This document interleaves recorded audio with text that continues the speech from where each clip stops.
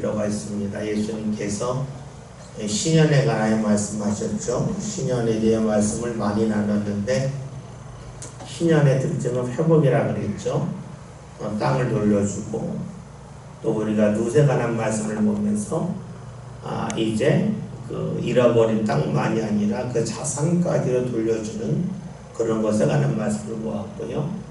그것이 바로 구원과 관련되어 있다는 말씀을 보았습니다. 근데 예수님께서 이렇게 말씀을 전하셨을 때에 나사렛에 해당했던 사람들이 그 말씀을 듣고 은혜를 받았습니다. 은혜를 받는다고 하는 것은 말씀의 내용 때문에 은혜 받을 때가 있고 또 때로는 아는 말씀이지만 그 말씀이 마음밭에 새겨지는 가운데 받는 은혜가 있다 그랬습니다. 다시 말하면 말씀으로 받는다고 하면 지식적으로 우리가 은혜 받을 수가 있겠고 또 때로는 같은 아는 말씀이지만 그것이 영적으로 다른 말로 하면 감정적으로 무언가 다르게 다가올 때가 있어요. 그것이 바로 우리가 은혜라고 말할 수가 있죠. 지난주 말씀드렸던 것처럼 노래할 때에 다 아는 노래인데 어떤 가수가 부르면 눈물이 나잖아요. 그것이 무엇을 말합니까? 그것이 신앙어라고 하면 다 아는 말씀인데 그 말씀이 은혜롭게 다가온다는 거예요. 우리가 말씀을 들을 때에 내용적인 것이 있고 때로는 분위기적인 것을 영적인 거라고는 말하죠. 그래서 어떤 예배에서는 방송으로 들을 때는 전혀 은혜가 안 되는데 현장에 가면 은혜가 된다 그래요. 왜냐하면 방송을 통했을 때 지적으로 들리는데 설교하기 지적으로 안 들리는데 막상 현장에 가면 그 분위기가 굉장히 은혜롭다 하는 고백을 할 때가 있어요. 예수님께서 나사렛에서 말씀을 전하셨을 때에 사람들이 은혜를 받게 되죠. 우리가 말씀 지난주 봤는데요. 지난주 봤던 22절 제가 읽을게요. 4장 21절 그들이 다 그 증언을 듣고 그 입으로 나오는 바 은혜로운 말을 놀랍게 여겼다라는 말씀이 있어요. 그러니까 말씀을 처음 들었기 때문에 은혜를 받은 게 아니라 예수님이 말씀을 읽으셨는데 그 말씀을 읽을 때 그 분위기가 그 말씀이 마치 자신에게 하나님이 주시는 말씀처럼 느껴져서 그것이 바로 은혜로웠다라고 볼 수가 있습니다. 사람들 은혜를 받았어요. 그런데 말씀을 듣고 은혜를 받았는데 그걸 확 깨지죠. 왜 깨지면 사람들이 예수님을 보면서 요셉의 아들 아니냐라고 하는 거예요. 말씀을 듣고 인간적으로 저 사람이 누군가 여기에 관심을 갖는 거예요. 저 사람 아버지 우리가 아는데 하는 식으로 받아들이게 되니까 그들이 은혜를 받고 나서 은혜를 이어가지 않고 그 은혜를 확 깨지고 맙니다. 내가 알고 있는 과거의 지식으로 인하여서 말씀이 은혜 가운데 다가왔던 것을 잃어버리게 되죠. 이때 예수님이 하신 말씀이 뭡니까? 선지자가 고향 땅에서는 인정받지 못한다, 환영받지 못한다는 말씀을 하셨죠. 반대로 봅시다. 만약에 나사렛 사람들이 말씀을 전하신 예수님을 보면서 은혜를 받았습니다. 그리고 말씀을 전자가 누가 보았더니 목수의 아들이에요. 그러면서 목수의 아들이냐 하면서 업신여기는 게 아니라 하나님이 어떻게 역사하셨기에 저 목수의 아들을 통하여 이런 역사가 나타났을까 하면서 하나님에게 더욱더 집중했다면 어떻게 되었을까요? 하나님이 도대체 어떻게 역사하셨기에 저 목수의 아들이 말씀을 전할 때 우리가 감동을 받는가라고 여겼다면 예수님은 계속해서 하나님이라 하셨을 거예요. 여러분 그렇죠? 말씀을 들었어요. 말씀을 듣고 하나님과 연관짓는 사람이 있고 저 사람이 어떤 사람인가 그 사람과 관련시키는 사람이 있어요. 다시 봅시다. 하나님과 연관시킨다고 하는 것을 다른 말로 하면 말씀을 듣고 그 말씀을 믿음과 연결시켰다고 볼 수가 있어요. 중요한 것은 어떤 말씀을 들었냐도 중요하지만 말씀을 들은 후에 내가 그 말씀을 믿음과 연관시켰냐 연관시키지 아니하냐가 더욱더 중요하다고 볼 수가 있습니다. 말씀을 들었는데 사람의 생각 속에서 옳다 그들 알 수 있어요. 우리가 새벽기도 시간에 지금 마가복음 10장 46절부터 50절 잘 아는 맹인 바디메오에 관한 말씀을 보고 있어요. 우리가 어제 보았던 말씀이 왜 맹인 바디메오가 큰 소리를 외쳤을까? 조용한 소리로 하면 사람들의 소리에 파묻혀서 자신의 소리가 예수님에게 전달되지 않으니까 사람들의 소리를 뚫고 나가려고 외쳤다 그랬어.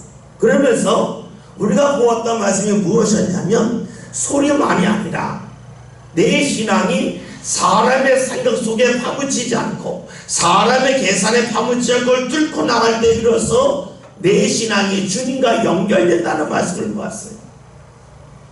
다시 말하면 내가 생각하는 것이 사람의 생각 속에 파묻혀서 생각한다면 내 생각은 결코 주님과 연결될 수 없다는 거예요. 그걸 뚫고 나가야만 돼요. 그러니까 어떻게 해야 돼요? 바디메오가 간절히 외쳤죠. 말씀이 믿음과 연관된다는 것은 사람의 생각에서 벗어난다는 것이고 그것을 뚫고 나가는 걸 말해요. 한번 성경 찾아볼게요. 히브리서 4장 1절 2절 신약성경 356면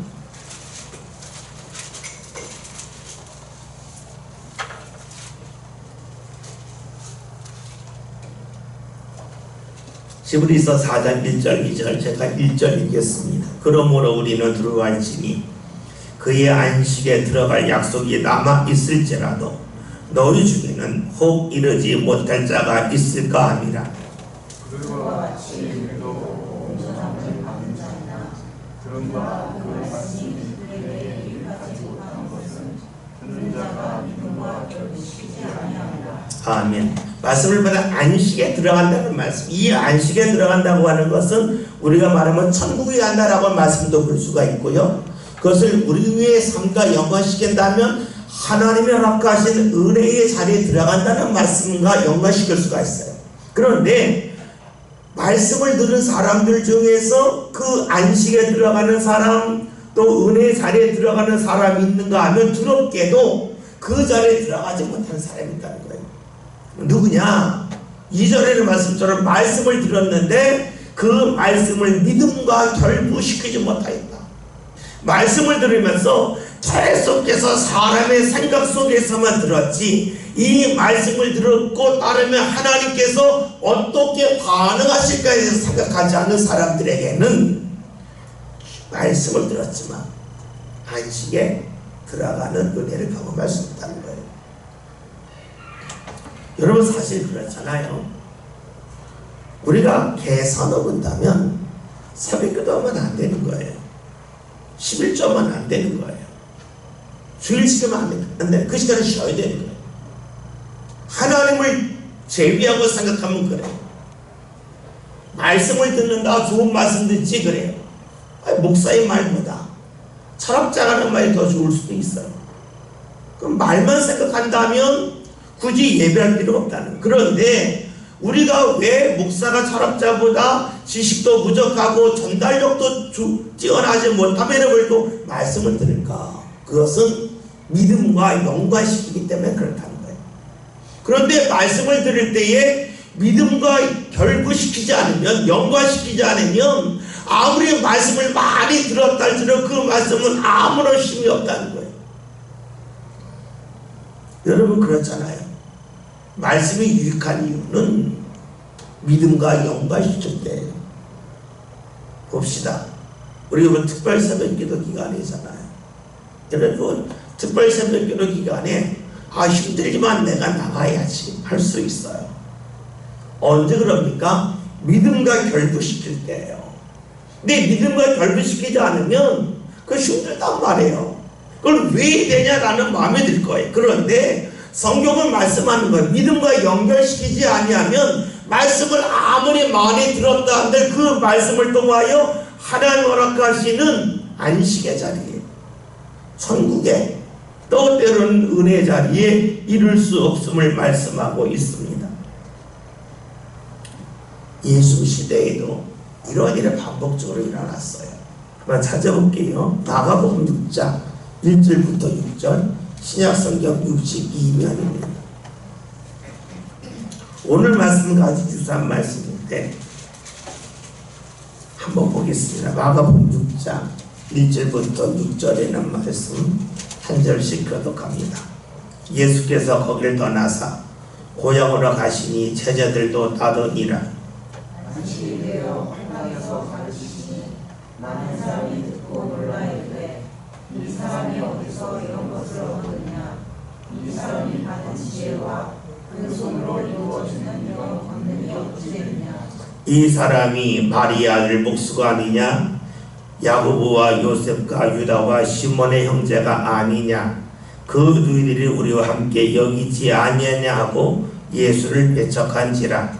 예수께서 그들에게 이르시되 선지자가 자기 고향과 자기 친척과 자기 주변에서는 존경을 받지 못하는 영문을 하시고 거기서는 아무 권능도 행하실 수 없어 다만 소수의 병자에게 안수하여 고치실 뿐이었고 그들이 믿지 않음을 이상히 여기셨더라.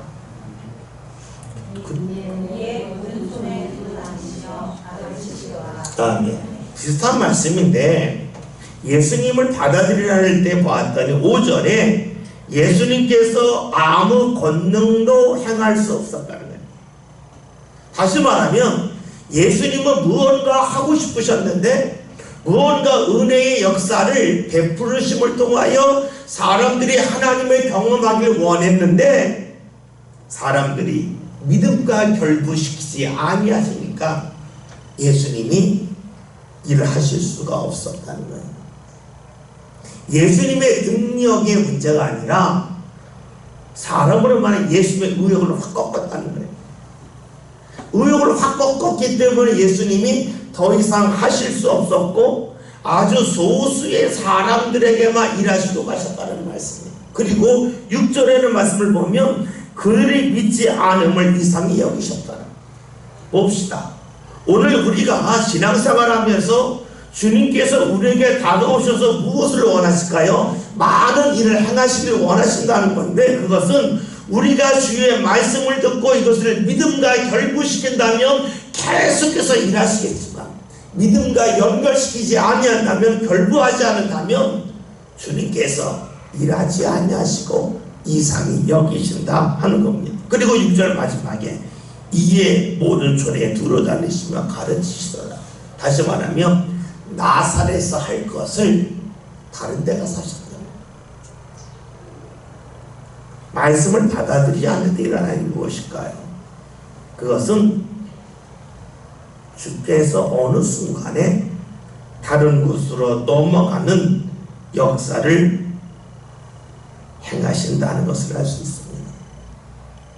우리가 신앙생활 할 때에 좀 구별할 것이 있어요. 주님의 나를 사랑하세요. 그러나 나에게 매달리진 않으십니다.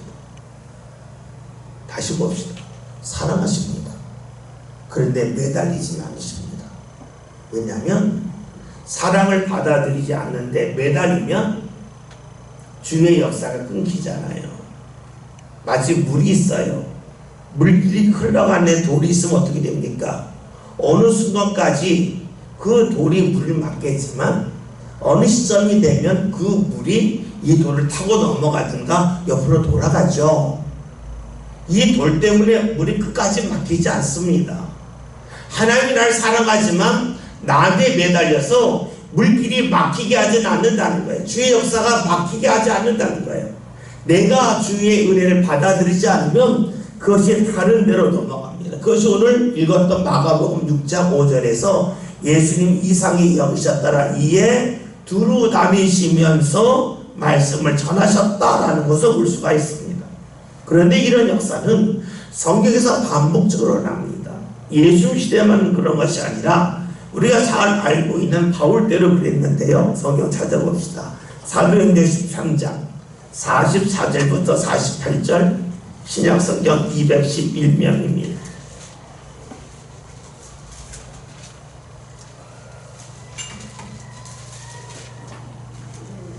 사도행전 13장 44절 48절.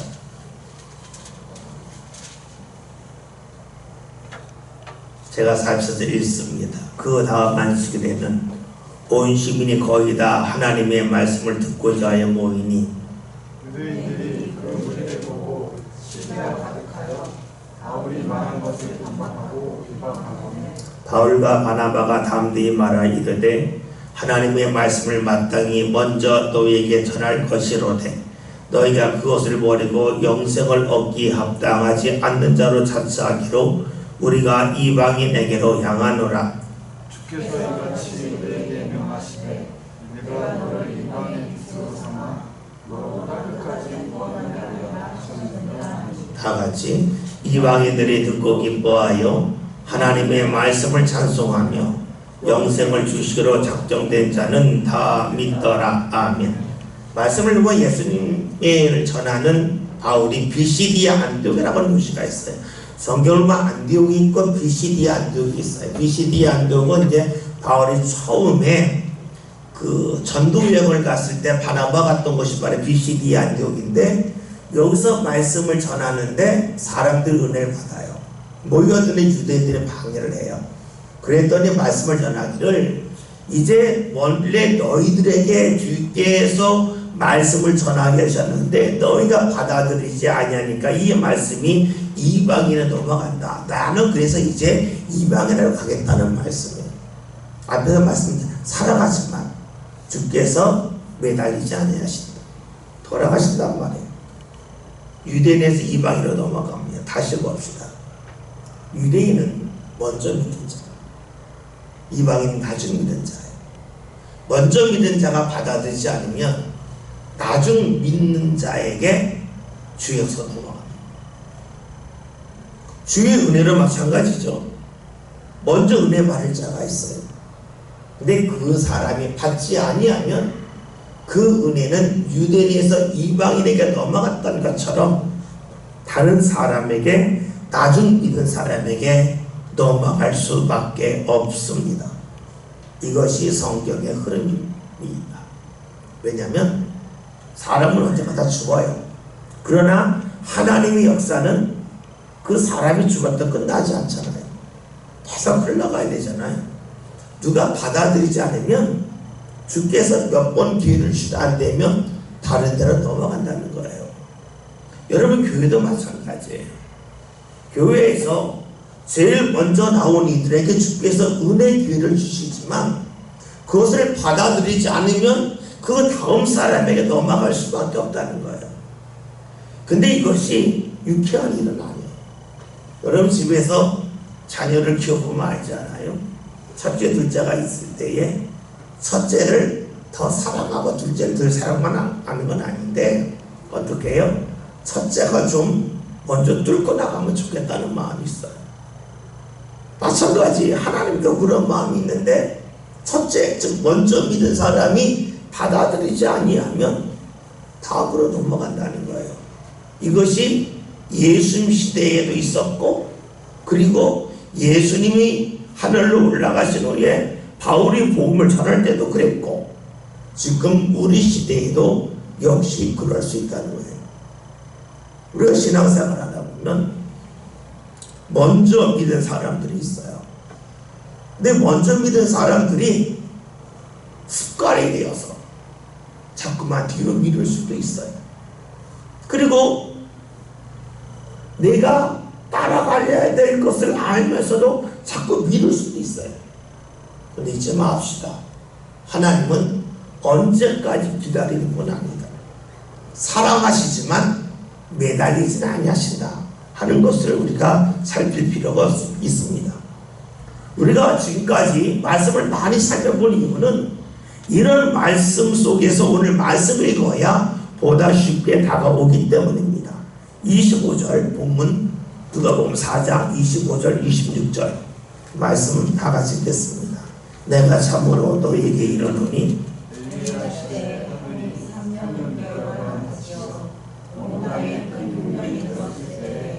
이스라엘의 많은 과부가 있었을 때 엘리야가 그중 한 사람에게도 맹신을 받지 않고 오직 시도장에 있는 사람 엘리야 시대에 비가 오지 않았습니다. 3년 6개월 동안 안 왔어요. 이 3년 6개월이 사실 성경의 계산하고 좀 다를 수도 있어요. 한번 찾아볼게요. 열왕기상 18장 1절, 그 다음에 17장 읽을 거니까요. 가만히 놔두시고 18장 1절, 구약성경 547면입니다.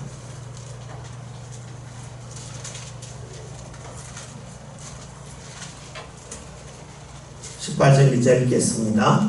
많은 날이 지나고 제3년에 여호와의 말씀이 엘리야에게 임하여 이르시되 너는 가서 아합에게 보이라. 내가 비를 지면에 내리리라. 아멘. 비가 오지 않는 3년째 되었을 때에 주께서 이 비를 내리신다고 하신 거예요. 근데 왜 3년 6개월이 될까? 계산이 다르죠. 근데 우리가 이스라엘의 그 지리를 생각하면 좀 알 수가 있어요. 이스라엘은 어린이면 지중해 연안에 있어요. 지중해 연안에 있는 곳의 기후를 지중해성 기후라고 해요. 지중해성 기후의 특징이 무엇이냐면 봄부터 가을까지 비가 안 오고 가을부터 봄까지 비가 와요. 그래서 그들이 밀농사질 때 성경을 보면 이른비와 늦은 비가 있는데, 이른비는 가을에 내린 비를 이른비라 말하고 늦은 비는 봄에 내리는 비예요. 그리고 이제 거의 봄부터 여름 가을까지 비가 안 와요. 그러니까 6개월 동안 비가 안 오는 거예요. 그러면 원래 이제 10월쯤에 비가 와야 되는데 10월부터 비가 안 왔어요. 그러면 이미 6개월 동안 비가 안 왔죠. 그리고 3년 동안 비가 안 오는 거예요. 그러니까 원래 10월을 기준으로 본다면 3년 만에 비가 온 거지만 10월부터 전 6개월 즉 3월부터 생각을 해보면 3, 4, 5, 6, 7, 8, 9 이 6개월 동안에 비가 안 온 거예요. 그러니까 건기 때 비가 오지 않았고 3년까지 합쳐지니까 3년 만에 비가 왔다고 하지만 건기까지 포함하면 3년 6개월이 되겠죠. 그래서 성경 3년 6개월을 말합니다. 이제 봅시다.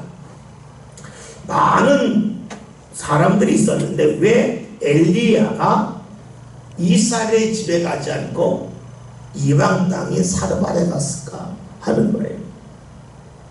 사르밧과부에 대한 말씀을 찾아볼게요. 열왕기상 17장 10절부터 16절, 구약성경 546년 한 절씩 교독합니다. 제가 먼저 10절 봅니다. 그가 일어나 사르밧에 가서 성문에 이를 때에 한 나무가 그곳에서 나뭇가지를 줍는지라. 이에 불러 이르되 청하건대 그릇에 물을 조금 가져다가 내가 마시게 하라.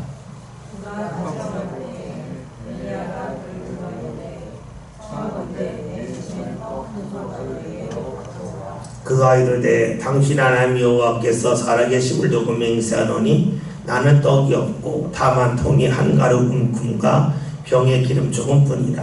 내가 나뭇가지 둘을 주어다가 나와 내 아들 여호와의 음식을 만들어 먹고 그 후에는 죽으리라.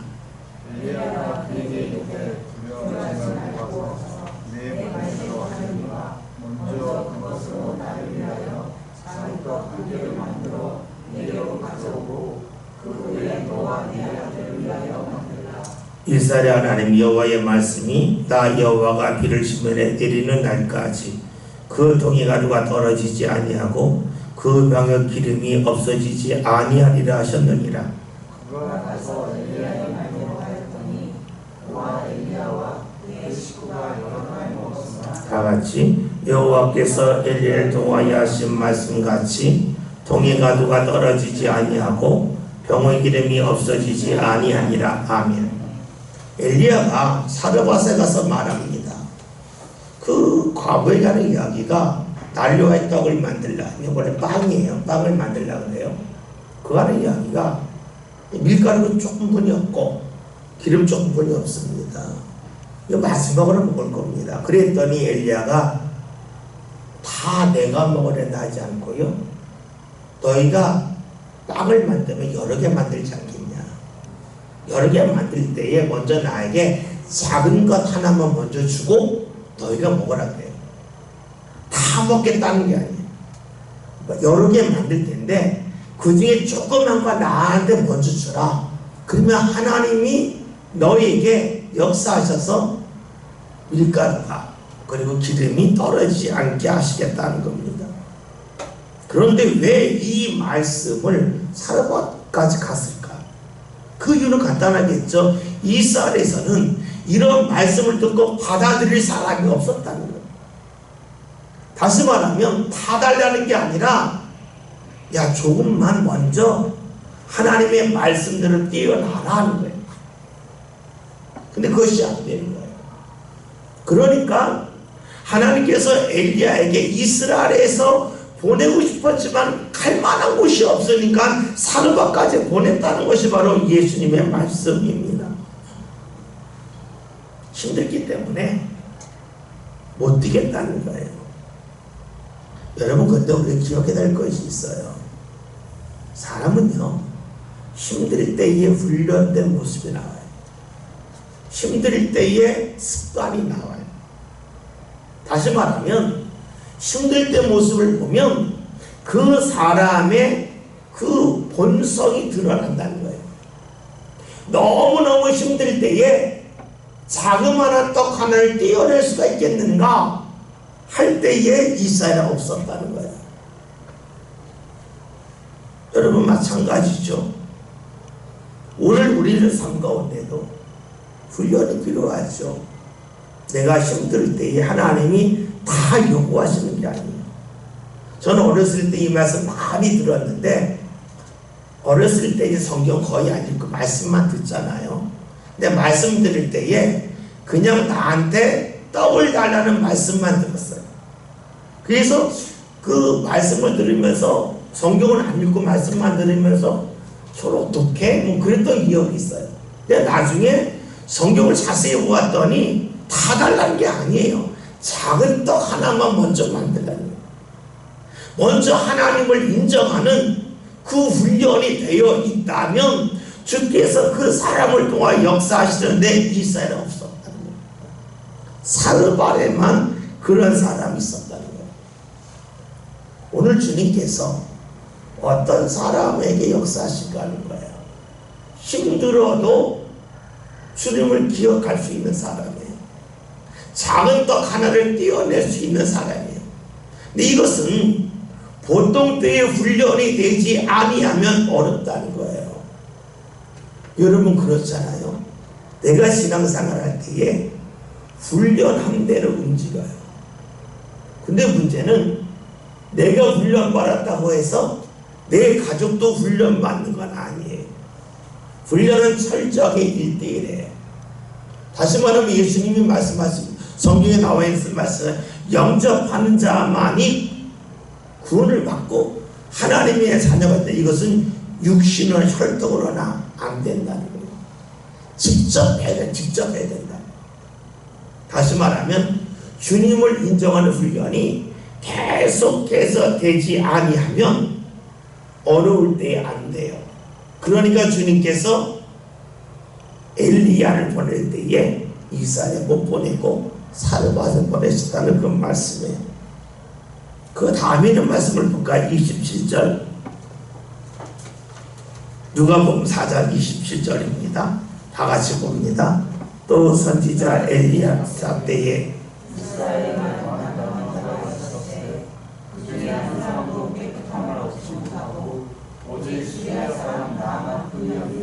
아멘. 엘리사 시대 때에 나병 환자가 있었을까? 성경에 한번 찾아볼게요.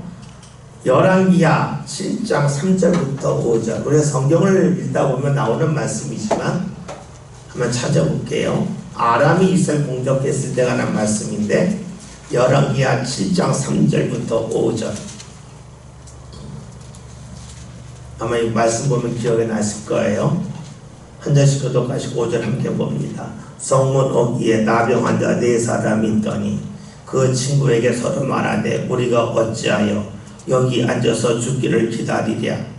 만약에 우리가 수업으로 가다가 만한다면 수업에는 군주들이 있으니 우리가 거기서 죽을 것이요 만일 우리가 여기서 머무르면 역시 우리가 죽을 것이다. 그런즉 우리가 가서 다른 군대에게 항복하자. 그들이 우리를 살리면 살 것이요 우리를 죽이면 죽을 것이다. 다같이 아람 지러 가려 하여 해질 무렵에 일어나 아람 진영 끝에 이르러본즉 그곳에 한 사람도 없으니. 아멘. 우리가 잘 아는 말씀인데 아람이 이스라엘을 포위합니다. 그러니까 이스라엘 곡식값이 천적들이 뛰는 거예요. 포위가 되어서 곡식을 가져올 수 없는 거예요. 다시 말하면 서울로 말하면 서울을 포위했어요. 그러니까 지방에는 곡식이 올라올 수 없는 거예요. 그러니까 곡식값이 막 뜁니다. 그래서 사람들이 뭐 아이를 잡아먹기도 하고 막 난리가 났어요. 이때에 성 밖에 있던 나병 환자들이 어차피 들어가도 먹을 게 없으니까 우리가 이스라엘 포기하고 있는 아람한테 가자. 그러면 뭐 먹을 거 있지 않겠나 해서 아람 지장에 갔더니 아무도 없었다는 말씀이에요. 한번 성경 읽으실 분은 기억이 나실 거예요. 그렇습니다. 나아만 시대에 엘리사 시대에 이스라엘 나병 환자가 있었어요. 그런데 예수님이 하신 말씀처럼 왜 나아만만 왔을까 하는 거예요. 그게는 간단하죠. 먼저 나병에 걸린 사람들이 엘리사를 찾지 않았다는 거예요. 외국 사람들을 찾는데 이스라엘 사람은 찾지 않은 거예요. 또 하나, 나아만이 엘리사를 살렸을 때에 요단강에 가서 씻자고 했더니 내 생각이 그렇지 않다고 거부하지 않았습니까? 나중에 돌이키죠. 그러면 이스라엘 사람은 어떤 사람이었을까요? 엘리사에 왔을 때에 내 생각을 나만처럼 나중에는 꺾지는 모습을 짊어져오려만 꺾지 않았다는 거예요. 오지도 않았고 왔다 한들 자신의 생각을 꺾지 않았다는 거예요. 다시 말하면 말씀을 들어오지도 않고 말씀을 듣는다 할지라도 내 생각과 맞지 않은 말씀을 거부하고 멀리 있다는 거예요. 그러니까 많은 나병 환자가 있었지만 오직 이방 사람 나아만만이 고침을 받았다라고 말씀하고 있습니다. 앞에서 언급했던 건 뭡니까? 원래 유대인들이 말씀을 듣길 원했지만 그들이 듣지 아니하니까 말씀이 넘어간다는 거였어요. 예수님이 나사렛에 가서 말씀을 좀 받지 않으니까 예수님 어떻게 해요? 과거의 일들 하나하나 말씀하시면서 이런 일들이 지금만 있는 것이 아님을 말씀하고 있어요. 그러면 말씀을 듣는 이들의 반응이 어떠할까요? 28절에 있는 말씀 함께 봅니다. 4장 28절. 아멘. 예수님이 지금 없는 말씀을 한 게 아니죠. 성경에 있는 말씀을 했습니다. 그들은 성경을 믿습니다. 그런데 성경에 있는 말씀을 들었는데 화가 납니다. 분노합니다. 말씀을 안다면 뉘우쳐야 되는데 분노합니다. 왜 분노할까요? 우리가 분노하는 이유 중에 가장 밑바닥에 무엇이냐면 내가 옳다는 것이 있습니다. 내가 틀렸다고 여겼는데 분노할 사람이 없습니다. 내가 옳다고 여기기 때문에 내가 잘못되었다고 했을 때 분노하는 겁니다. 내 잘못을 내가 한다면 분노하지 않고 부끄러워합니다. 그런데 내가 옳다고 여기기 때문에 말씀을 듣고 말씀이 마음에 들지 않았을 때에 분노하고 있습니다. 이것을 잘게 말한다면 하나님의 말씀을 그 무엇보다 중요하게 여겼다면, 또 다른 말로 한다면 하나님의 은혜를 그 무엇보다 중요하게 여긴다면 분노하지 않습니다. 하나님의 은혜보다 더 중요하게 여기는 것이 있기 때문에 분노합니다.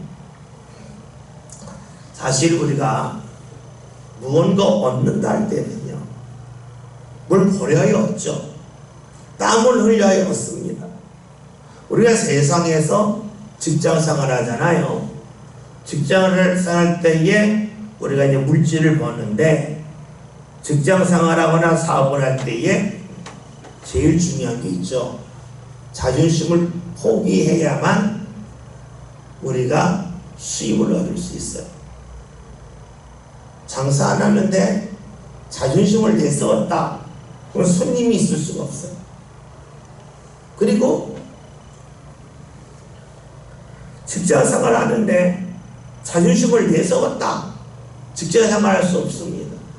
그러니까 우리가 무언가 수입이 있다고 하는 것은 나의 육체적인 수고와 더불어 나의 생각과 자존심을 꺾을 때 비로소 수입이 생기는 것이지, 내가 육신의 수고만 하고 나는 내 자존심과 내 생각을 꺾지 않겠다 하면 할 수 있는 일은 거의 없습니다. 그렇다면 우리가 무언가 얻을 때에는 내 것을 버림을 통하여 얻는 거예요. 하나님의 은혜는 어떨까요? 하나님의 은혜도 나를 포기해야 은혜 받을 수 있는 거예요. 다시 봅시다. 우리가 돈을 벌 때에는 내 자존심을 내려놓는 게 어렵지가 않아요. 그런데 하나님의 은혜 받을 때 그것이 어려워요.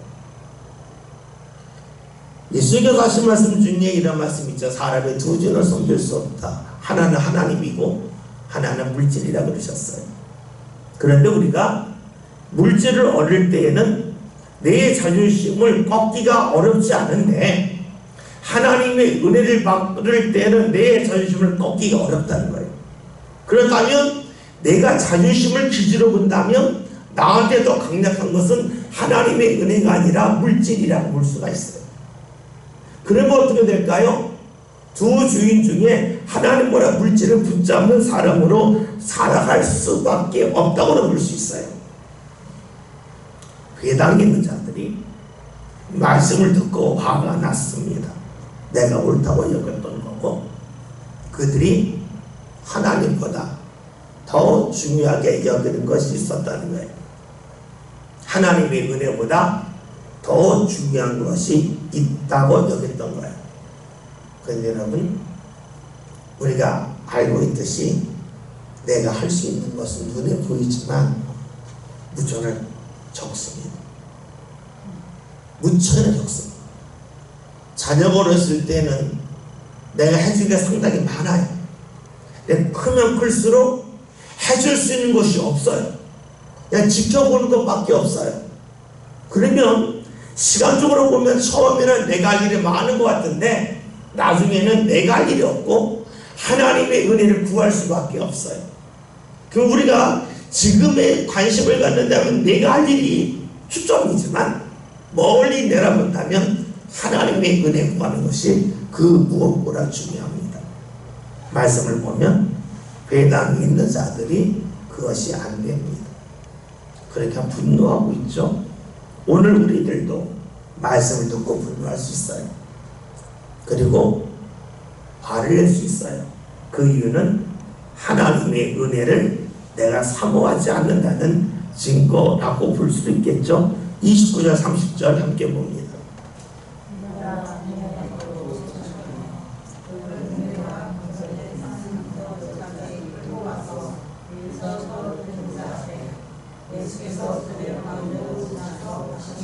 아멘. 말씀이 좀 묘하죠? 예수님을 끌고 저기 낭떠러까지 데리고 왔는데 더 이상 끌고 가거나 밀치지 못했다는 거예요. 어느 시점에 예수님께서 당당하게 그들을 뚫고 가셨다는 거예요. 정말 나사렛에 가면은요, 이 조그만 산이 있어요. 그냥 높은 산은 아닌데 자그마한 언덕이 있는데 거기가 이 절벽이라고 말을 해요. 거기까지 끌고 갔는데 예수님은 거기까지 끌려가 주셨는데 탁 뚫고 나가시더라 하는 것을 말씀하고 있습니다. 예수님이 당당하셨다고 볼 수가 있겠고 하나님이 지키셨다고 볼 수도 있고 또 때가 아니기 때문에 하나님께서 역사하셨다고 볼 수도 있습니다. 중요한 것은 예수님이 뚫고 가셨다는 거예요. 그리려고 가시는 것 같았지만 뚫고 지나가셨다 하는 겁니다. 오늘 우리들 삶 가운데 나는 뚫고 나갈 수 있는 부족할 수 있습니다. 그러나 예수님을 의지하는 가운데 예수님의 사람들 사이로 지나가셨던 것처럼 그 사람들 사이를 뚫고 나가셨던 것처럼 오늘 우리도 주님이 함께 하신다면 우리 삶 가운데 수많은 것을 뚫고 나게 하여 주시는 은혜가 있을 겁니다. 내 힘으로 되지 아니한다면 주님이 함께 하신다면 할 수 있다고 하는 믿음을 꼭 간직합시다. 나는 못해도 주님은 하십니다. 이것이 우리 신앙의 고백입니다. 내 능력으로 되지 아니하지만 주님을 믿고 나가면 될 거라고 하는 믿음을 갖고 우리가 더욱더 주를 의지하는 가운데 우리 삶 가운데 수많은 오름이 딸지라도 뚫고 나가시던 주님처럼 우리로 함께 주님과 함께하는 가운데 그 오름을 뚫고 나갈 수 있길 바랍니다. 오늘 말씀 보았습니다. 주의 은혜는 먼저 받을 자가 받지 않으면 넘어간다. 주님 우리를 살아가시지만 매달리지는 아니하신다. 그리고 주의 은혜를 왜 받지 못했을까? 사르밧 과부처럼 내 것을 떼낼 수 있는 그런 믿음의 훈련을 받은 사람이 없었고 나아만처럼 찾아가거나 말씀을 듣고 내 생각을 버릴 수 있는 그 믿음이 없었기 때문이라는 거죠. 저와 여러분이 주님 앞에 내 것을 떼어놓는 훈련, 그리고 주의 말씀 앞에서 내 생각이 있지만 내 생각을 버릴 수 있는 그 믿음의 사람들 다 되어서 주의 인도하심을 받을 수 있는 저와 여러분이 될 수 있길 바랍니다. 함께 우리 동성으로 한 3, 4분